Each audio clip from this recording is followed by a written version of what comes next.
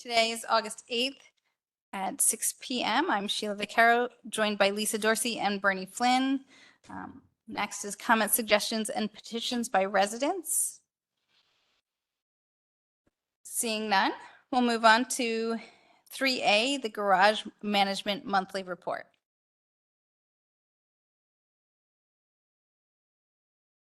Good evening. How's everyone tonight? I want to first start with, I guess we'll go with Bicentennial Garage to start. Transient was 46,582. It was a little down to budget, but $300 over last year.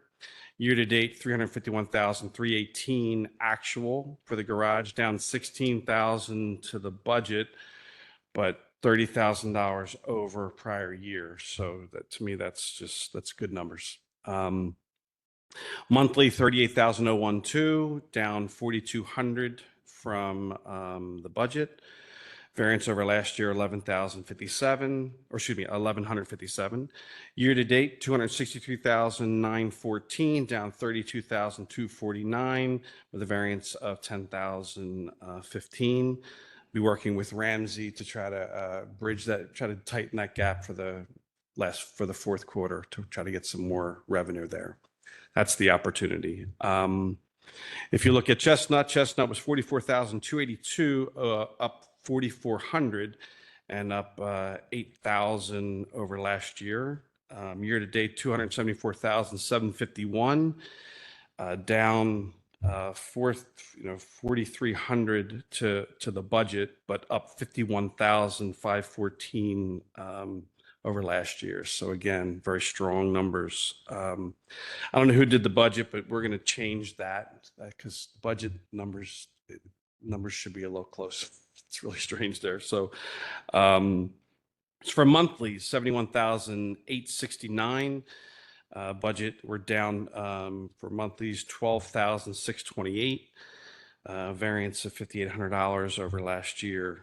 Year to date, 515,681.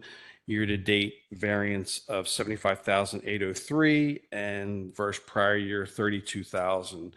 I believe a lot of that had to do with there was a very large account that we lost, which was Moody's. I believe it was 90 parkers. So that's going to be a tough one to try to make up this year. But going forward, work with Ramsey, we have a plan to try to fix that.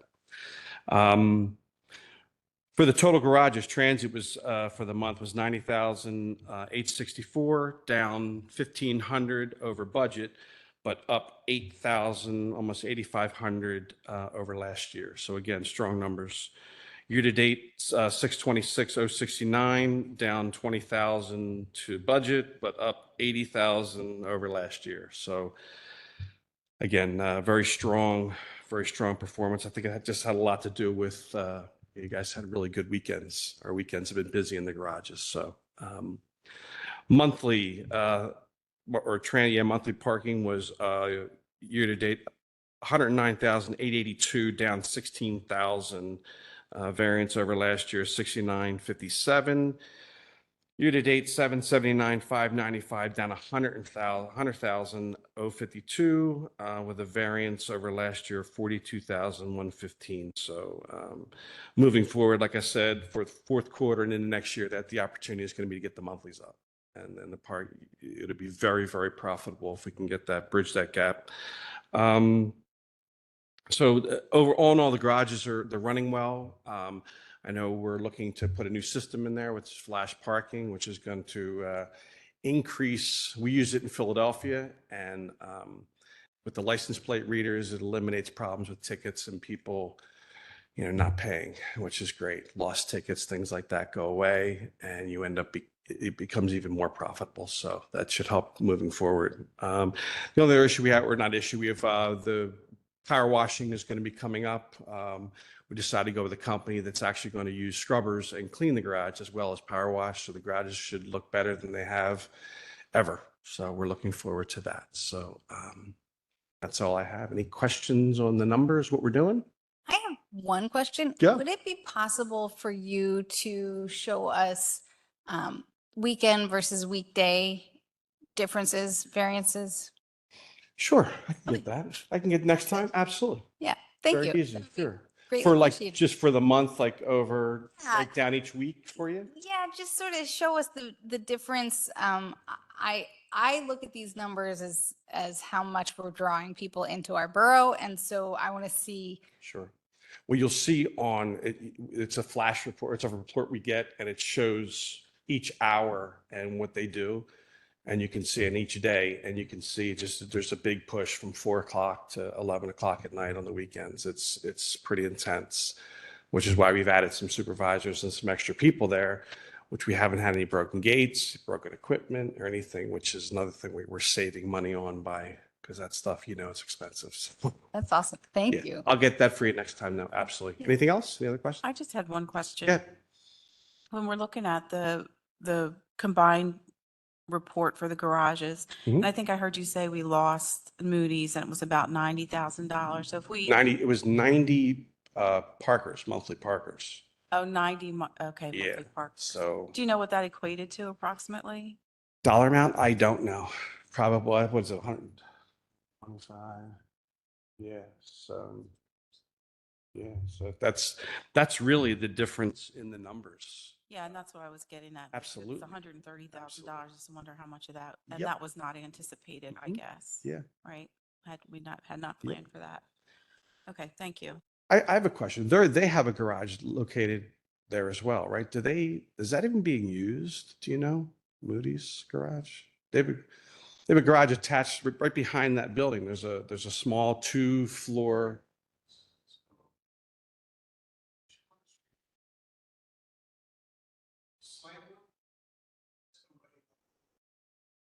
Okay. Yes. The only reason I was asking is because with the restaurant week coming up, like the events that we have, we end up closing, the garage certain points throughout the night. And if we could, I don't know if we have access to maybe partner with them or whatever to try to get some extra revenue, just a thought. I mean, they don't use it, it's closed, and we're turning away people, which, I don't know that they don't use it. yeah. I know on the upper deck that those spaces are rented, and I see that that lot is pretty full on the weekend. Oh, in the I'm weekend, not sure okay. about on the lower deck, but I would imagine that, Every time I drive past, I look in and I'm like, I don't see a whole lot there. So it's I haven't seen it full, the Okay. lower deck. just a question, just thought. Could help during the special events that we have. It's the only time we've really closed is during the restaurant day that you guys have. It's the only time.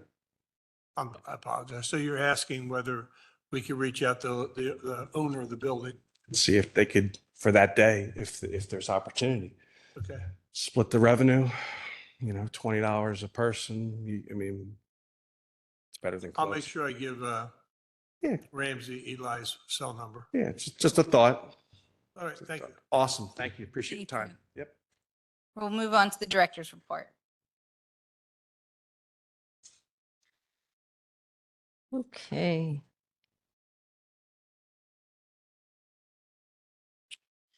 So we will have an update on the upgrades at the garages for the entry system. So I'll get into that in a minute. I just want to update everyone that the permits are available online. We are really, really trying to get people to purchase their permits online this year.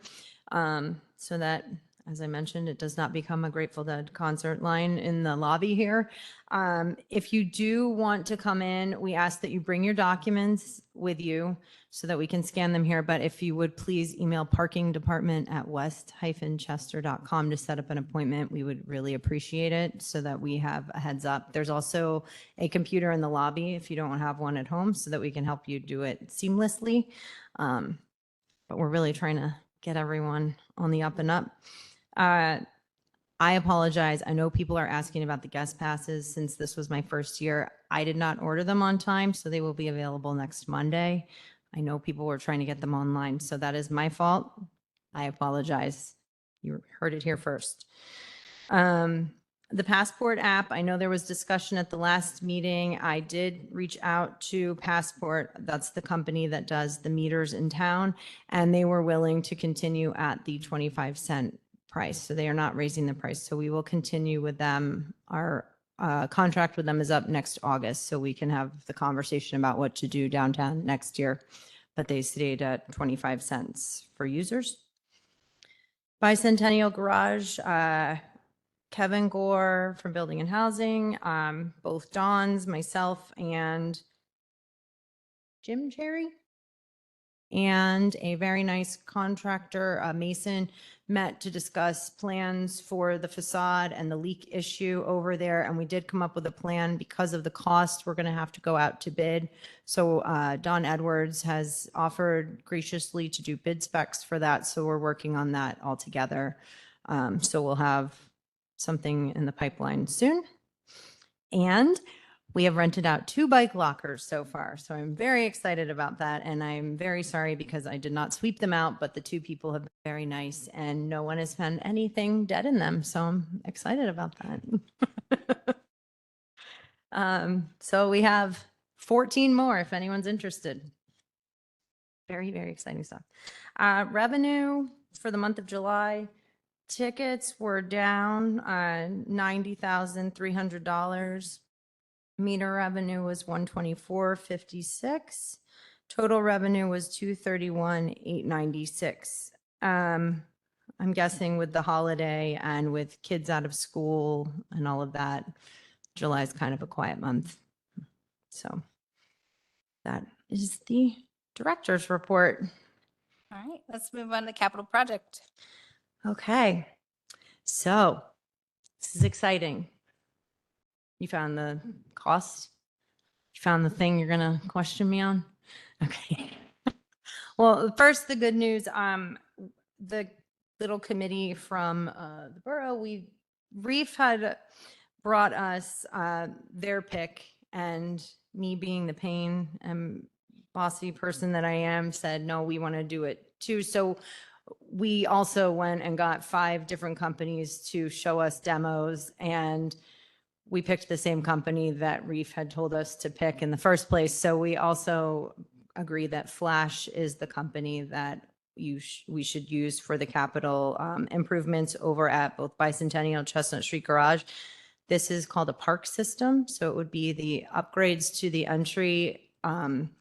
entries, access areas, and the pay on foot stations. This would include license plate readers. This would also help with validation codes with businesses downtown. This would help bridge the gap with Uptown Theater, which was it was one of the big decision points for me, was how can we engage more of the businesses in town. So this would be the new hotel in town would be able to have an iPad at their desk to print validation codes and do QR codes. So it would be a really nice seamless upgrade for both garages. And it actually saves us money by going cashless. So the total cost for this system is $230,000, $230,833.41. The budget right now total that we had for capital was $329,250. So there is a cost savings for this system. Did you have questions? Apologize. The, since it's over 225,000, they have to be RCO approved, right? Mr. Metric, That's 250,000. is it 250? Okay, thank you. I'm glad for that. Me too. Second thing is, on page 10 of their contract, Yes. the travel and expenses. We have an astute resident that brought this to all of our attention. The market rate for airfare and hotel.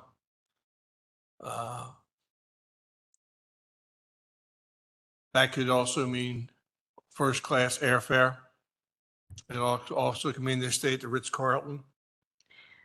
That means, they're going to bill us at the end of the project. Don't feel too comfortable about that. I mean, as wide as my rear end is, I actually rented fat boy seats on the airplane, which was much less than first class, but we still got free alcohol. So I think we need to scrub that a little bit, Okay. in my opinion. $30 a day, $30 a meal's fine. But an open-ended airfare and hotel, yeah, I think we need to box them in on that a little bit. Okay. Yeah, you know, there aren't too many hotels around here. They can stay at Hotel Warner. I'm sure we can get a special rate for them, for Mr. McFadden over there, so. And I can reach out to clarify on the travel expenses and ask them to, they're coming in from Austin, Texas, so, that's the other thing I saw. We could do like a not to exceed number, see if they would go with that. I don't know.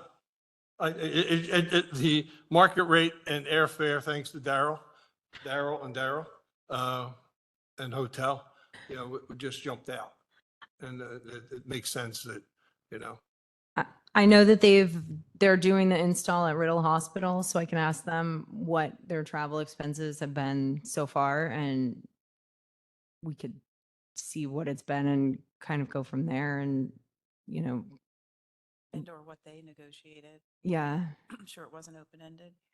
and what, I said, and or what they negotiated at Riddle yeah, versus something open-ended. I think Mr. Flynn yeah, raises a valid point. That could be $3,000 airfare versus $300 airfare. yeah, So we just need to say what rates we'll pay, maybe it's economy versus, right? yes. I'm very cheap about travel, so I understand. well, we used to travel first class until it got ridiculous. And then they started offering wider seats with bigger legroom for half the price. And it's very comfortable coming back and forth to Montana. So we found that to be very exciting. So it has to be clarified, that's all. Okay. The per diem seems a little high to me too. If you can spend $90 a day, Mm-hmm. living pretty well. Mm-hmm. Mm-hmm. Yeah, I will, okay. I'll try and clarify that by work session if possible. Is that, or Standard of living in tomorrow? Texas isn't higher than Pennsylvania, I'm sure. Yeah, So, but they're padding it to make sure that, they get what they need. yeah, All right, thank you. okay. If I can get this lower, because I would like to keep this moving, can I get information for tomorrow night for finance or by work session? What's the best way to move this forward? If you can get something by tomorrow, that'd be wonderful, but Okay, by work session, are we okay with that? Work session Yeah, even work could be session's for a fine. discussion, Okay. right? And we can vote Okay. on it that night. okay. Thank you.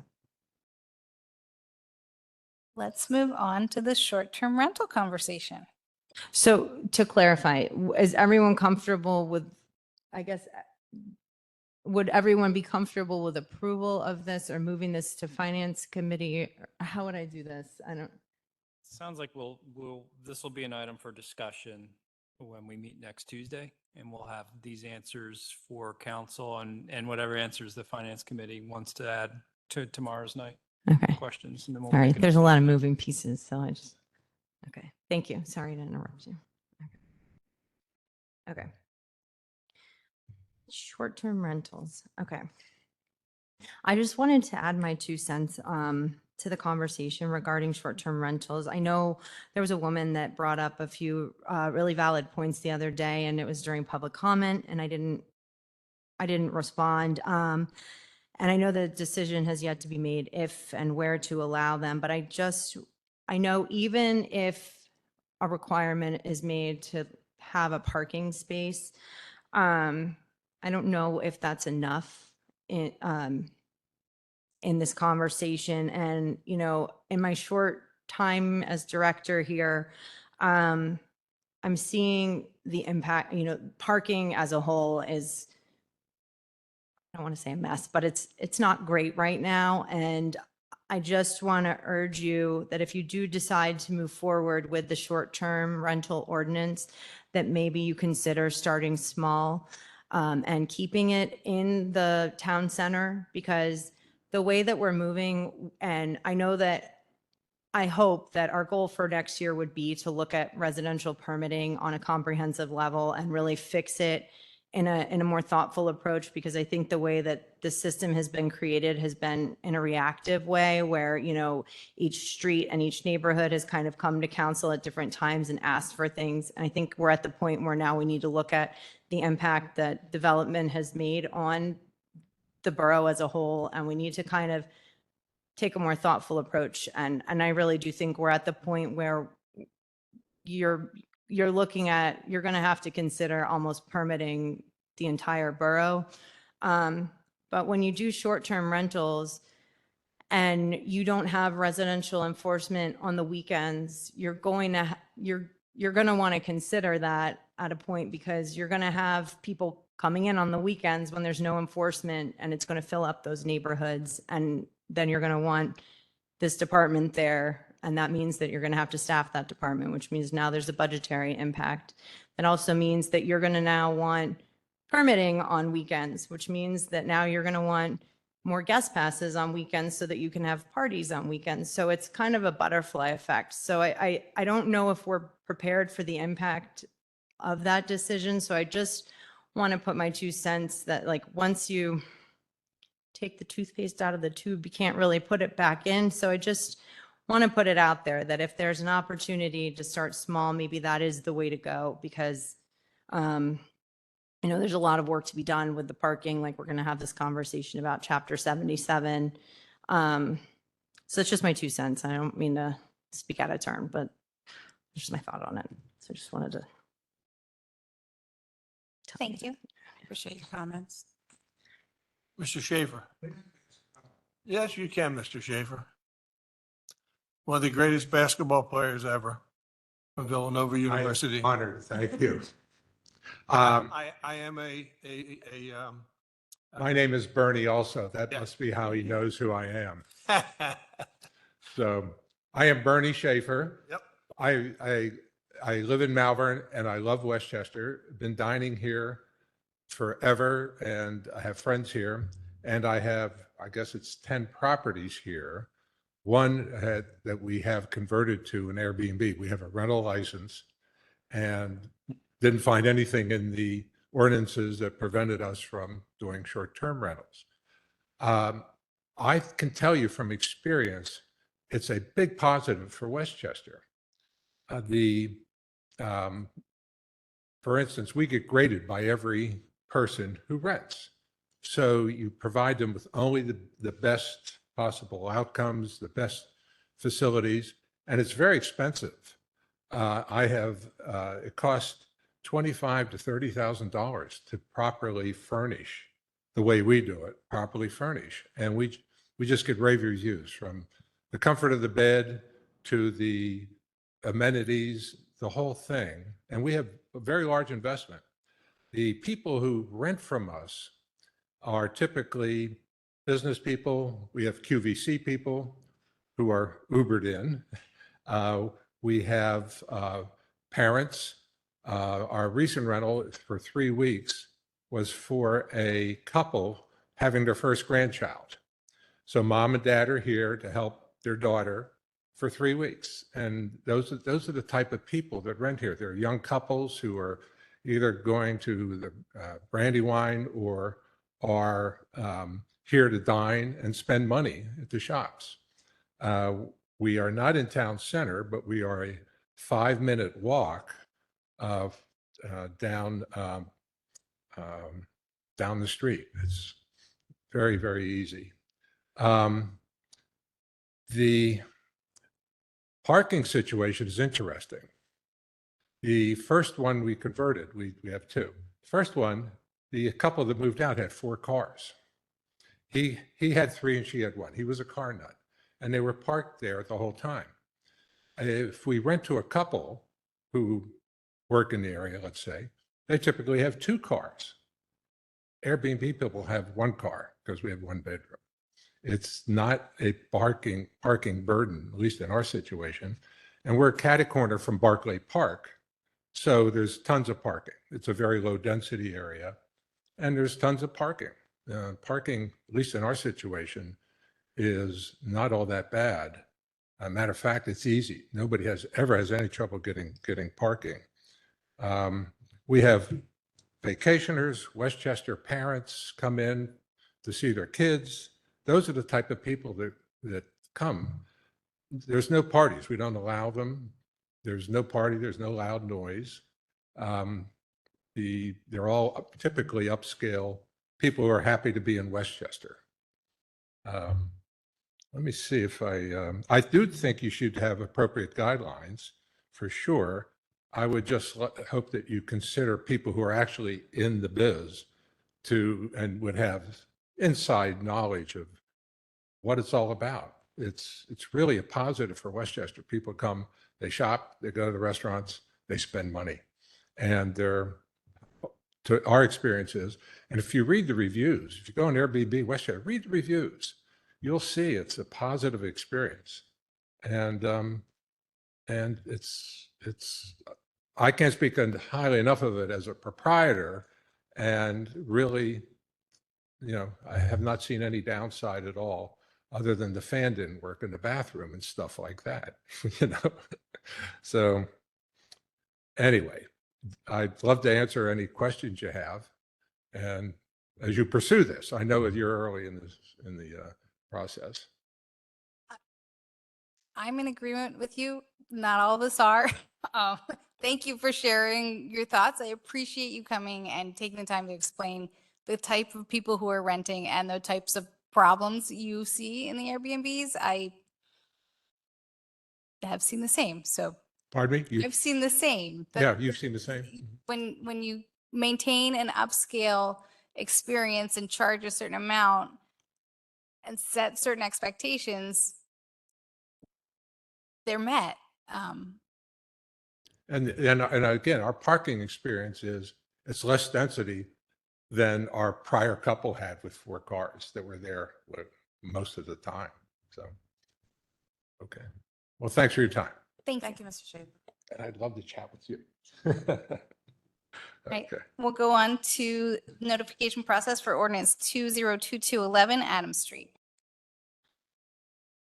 I don't have any updates. I think this is just living here, and we can table it. Thank you. We'll go on to surface lot leasing. I was hoping to have made a lot more progress, but we are still going through the back and forth with this. I do have a conversation regarding lot 5 in here. But I am the goal, and I've been talking to Sean about this. We have a lot of lots here with different like different leases, different agreements, different not agreements or leases, but like winks and nods. So we're working on getting them sorted out. But I think what my ultimate goal for us to participate in would be that any surface lots that we have would be partially lottery leases, and the other half could be kiosk transient parking. And we could break up all of these leases that are, given to, like for item 4C, there's a very long-term lease with a Methodist church that I don't know. I think it's been, the last one that I found signed was from 2003, but I think it's important that we give the opportunity to everyone in these areas to participate. So if we could hold annual lotteries like we do for Lot 3, and give everybody a chance, that would be something that I think maybe we could aim for. So that's, So we're talking about consistency across the borough? I'm sorry, what? We're talking about consistency across the borough? Yes. No, it's a not idea. How dare you? And my other goal would be to try to keep those costs in alignment with what we're doing in the garages so that, it's not so confusing. So that's what my intention is. I love it. Okay, thank you. Okay, are we good? Can we do wayfinding?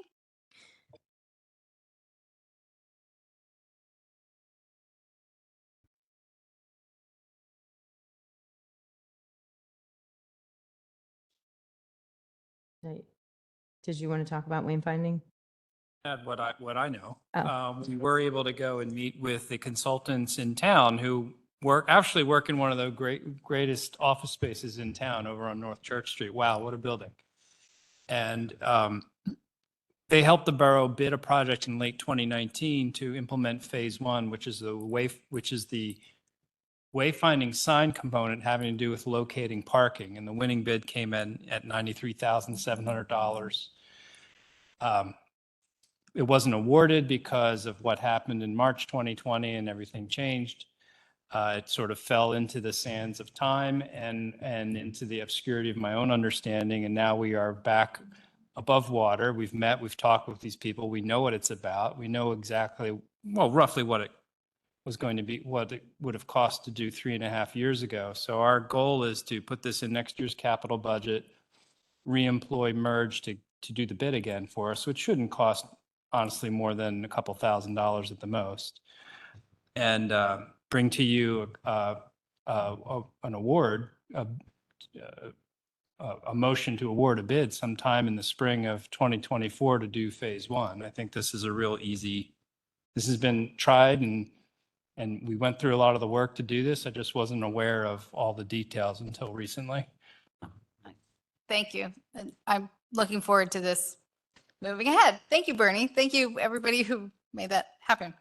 And I do think you've got the right team on board. Honestly, if I could say one more thing about Merge, these people, they park in lot 10, they look at our signs and they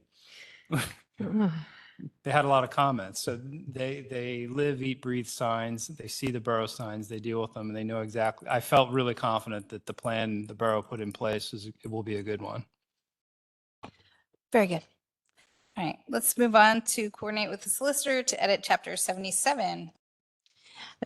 So if you have read chapter 77, which I think about every night when I go to sleep and then I cry, chapter 77 is where our residential permitting program lies, and it is very redundant. So I talked to Kristen Camp and she said that it would be not a problem for a paralegal in her department to rewrite this in a way that a normal human could read for about $500.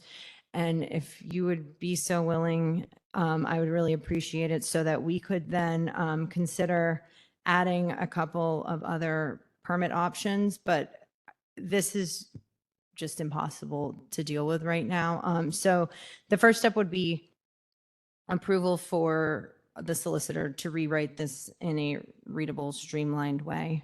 So I I am in full support of this. More consistency? Stop. Are you okay with that? Okay. We're going to be so organized. So the second part of this, I had sent out and posted a few items that I know that we can't do everything overnight, but in trying to do permitting this year, there are some things that are a little timelier that we should be attempting to do sooner than later. But I wanted to get the conversation started, and I want to be as publicly facing and honest with everyone as possible. So one of the big issues that we have when doing permits, especially, well, I guess it's the southeast area, we have a really big issue with student parking. You know, a lot of these kids are coming in from out of state, and they're not going to put their cars in Pennsylvania. They're not going to register them here. And so they're living off of guest passes. So we have a huge issue where we're trying to enforce, we're constantly doing guest pass abuse searches and enforcement. And it's kind of a waste of time because we all know that they're living in this area. So what I'd like to suggest, and I talked to Building and Housing and they were all for this, is that we create a student rental permit that allows students that live in verified student housing to use out-of-state license plates, and their landlords would have to provide the tenant list that they're already required to do. But I think that there's a little bit of lag in that with Building and Housing. So this would actually help Building and Housing with their record keeping. So that would, if the landlord provides their tenant list, that would also provide their second proof of residency for these kids that are trying to get their permits because they can't get them because they don't have a second proof of residency, because they don't have utility bills in their name, and they don't have a car in Pennsylvania. So they're all getting these gas passes. So I would suggest that we give a student housing permit with those two items and the affidavit of responsibility that's notarized saying that their parent is going to sign off on their parking tickets for them. And those would be their requirements to get a permit. But in that same vein, I would suggest that we remove the opportunity right now for guest passes for student housing, because I think that that's also an issue that's being abused. And I don't think it's, the assumption is that if you're going to Westchester University, your friends go to school, your friends are in a walkable vicinity. Guest passes, you shouldn't really need them, right? Because your friends should be in walking distance. If your parents are coming to town, the next step would be that we create a temporary guest pass, or your friends should be able to park there, but they should not need guest passes. 741 South Walnut, which is Westchester off-campus housing. Right now, there are 24 units there. So every unit can house 4 kids. And right now they can get 4 parking permits and they can get 2 gas passes. So that gives them, 144 cars on the street. So to me, and they have 2 parking spaces available. So to me, they should be allowed to get 2 parking permits, no guest passes, and they should be able to use the 2 parking spots that they have. And that would take 96 cars off the street right now and leave that available for the residents to park. And I think that would give us an idea of realistic parking needs and usage. It would allow the kids to park in a realistic way. And it would give us a good starting point on how to kind of solve the problems in the Westchester parking situation. So I wanted to hear. I am in full support of this. I live right next to the university. The guest passes are regularly used for student. Now, many times it's someone's sister or niece, and I don't really have a problem with it. Our street, there's enough off-street parking and whatnot. It's okay. But if you're on a slightly more congested street, Yeah. it's going to be a mess. Yeah. So I think organizing this in a way that is going to really get a handle on how many people are parking is going to be significant. So I'm in full support of this. Yes. Yeah, it makes a lot of sense. Okay. Plus, you'll be working hand in glove with building and housing. Yeah. Yeah. And I mean, we're not trying to tell students not to park. We want them to park. We want to work with the students. I think a lot of, these cars are here. We can't just pretend like they're not there. We just need to make sure that everybody is doing the right thing in a way that works for them. The other thing that I would like to do, and I've talked to police and to the solicitor, I'd like to ask that we remove the insurance requirement from our ordinance. It's unnecessary and it creates, I understand the intention of it, but I think we're making it really hard for people to get permits here. And I think at one point it was probably a thoughtful intention, but I think right now, it's not our job to know whether you're insured or not. That's the police and the DMV. And I think that we want you to be able to park safely. So I wanted to hear what your thoughts were on removing insurance as a requirement. I'm completely fine with removing it. Permitting, I've watched the permitting mess. I've watched the students come in. I've watched the out-of-state people come in. And adding on top insurance proof is it's just really kind of mean. I guess I'm just curious, what was the purpose of the insurance declaration? Was there some concern about hit and runs or something like that? I'm thinking that it was probably hey, while you're here, let's check and make sure you're insured because you're already doing the thing. But we have 3 clerks and, when you're trying to get a declaration page, especially for students, I mean, the amount of time we spend trying to explain no, Nationwide will provide this for you. It's really frustrating. And, people hate us because they think that we're, like, I don't want a DNA sample or your firstborn child. I really want to give you a permit, but this is in our ordinance, so we have to ask for this. So, I think if we can just get people to park the right way and understand, again, the usage and do what we're here to do, it would make everybody a lot happier. Good. Okay. Okay, cool. We're on consent. Let's move on to action items. Schedule a hearing for ordinance amendment, chapter 10432, amendment for street sweeping, October 18th, 2023. Oh wait, I had one more question. I'm sorry. I have so many permit questions. Landlords. We have some landlords here that have one property and they want permits. And I know we keep talking about this, but if they have two or more permit areas, to me, there's no issue with giving a business permit because they're running a business and that makes sense to me. But if you are a landlord that has one house here, and I don't, while I understand, feels to me like you should be using the guest pass. You should be notifying your tenant that you're coming. We have a lot of people that just want permits because they've always had permits.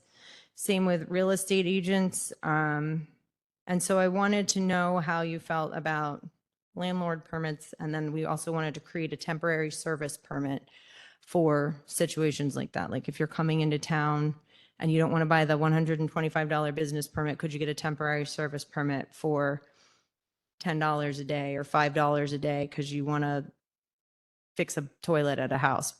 But, I know some people that buy houses in the borough, they don't service them, but they get the permit because they like to park here and go to lunch. And, we're at capacity with parking. So what are your thoughts on landlord permits?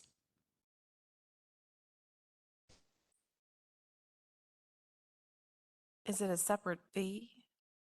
Right now, we don't have one. So right now, they're just getting a residential permit, but you're not a resident. You've kind of forfeited your right to be a resident because you've rented out your house. Right. So, I would support it as well as the $10. doing a temporary service pass. I own the property. I can get a residential permit right now for the property I own. So some people do because they'll use their tax bill and they'll come in and they'll say, well, I'm a landlord. I have a tax bill. I want to mow their lawn. And we'll say, well, can you use the guest pass? And they'll say, but I always got a permit. And I understand that, but you're not a resident, I think that the permits are for residents. I'm just a little confused. If I have a lawn cutting service, what do I do about what do I do about permitting myself? You could get a business permit. And why are we giving residential permits to landlords? That's the question. Mhm. I just want to make sure that I just wanted to bring this up because I wanted to make sure, again, I understand if there's a landlord that has several properties that works with building and housing that is clearly servicing their property that, so we would have them do a business permit and I would like to create a business permit that you would give your tax ID and your registration in your business. No overnight parking. You could park 6 a.m. to 6 p.m. Unless for emergency repairs. Emergency vehicles are exempt. And then we would update the existing verbiage in this ordinance that says logoed vehicles don't need permits because right now it says it. I think the only part that confused me is you're trying to differentiate multiple units versus one, and I don't see the difference. I think if you have one, you should use the guest pass. I don't think that you're not a resident, and I don't think that you should be afforded a residential permit because you forfeited it. What if I have horrible tenants in all of my apartments and I can't get the guest pass from them? Can I get a commercial permit. I would say if you have more than three, if you have more than three properties in more than 2 areas, then I would say that you would be able to get a business permit. I have one property with one terrible tenant. And you How do I can't, park there? They won't give me a guest pass because they don't want me to come. then we could do a temporary service permit. I just, I mean, I think that's Yeah. necessary to Yeah. have something for them.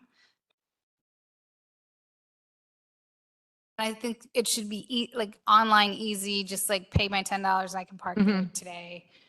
And that's the goal. Like, especially if we take away guest passes from students, I want them to be able to say, hey, my mom's coming and her license plate is JKL 1234. And we'd say, great, it's $3, pay online. Here you go. Right. She's coming. And then we would put it in. That's the goal. Does that sound manageable? Yes. I know this is a lot. I'm sorry. Yes, that sounds manageable.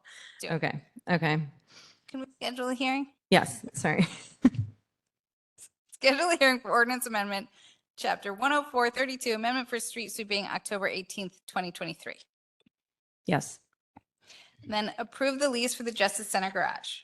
This you can table. I will just tell you that Jan Bowers and I are working on coming up with a lease very similar to what this says. The county will keep the kiosk money that they make, and we will keep the ticket money that we receive. And we will work out any discrepancies in ticketing issues quarterly. And we will enforce on a regular basis is the gist of what has been proposed. And similar to what I think is in that lease, but she's still rewriting it, so it's not ready yet. Okay. Consider termination of lot number 5 lease to the Methodist Church on High Street. So this is the lease that I was discussing right now. This is the most recent one that I can find from 2003. So it looks like they pay $30 a space, which is $540 a month, which totals $6,480 a year. I would propose that we give them notice to terminate the lease within 60 days of termination. And then we would create a lottery system similar to what we're doing in other lots at the rate of $900 per year, which is what Lot 3 is right now, which would bring in $16,200 for these spaces. So it would bring in better income. I know there has been, the Methodist Church is welcome to apply for these spaces, but I know there's been other people interested in these spots as well. And I think it would just be appropriate to kind of open it up to other people and fix the signage so that it's clear that it's from 8 to 5 throughout the day. And then it would turn into a kiosk lot from 5 p.m. on. It's the same thing we were talking about earlier, right? Mhm. Just consistency for all the service lots? Yes. Yes. Signage is important. Yes. That's- Yes. That's my whole. Yes. Mhm. Okay. Good. Thank you. All right. Approve the July 2023 Parking Committee meeting minutes. Approved. Okay. Any other business? Darrell Cook, South Walnut Street. Is there any plan to suspend the South Adam Street parking restrictions from East Neal Street for 1,000 feet? So the trucks can get into the warehouses that aren't there?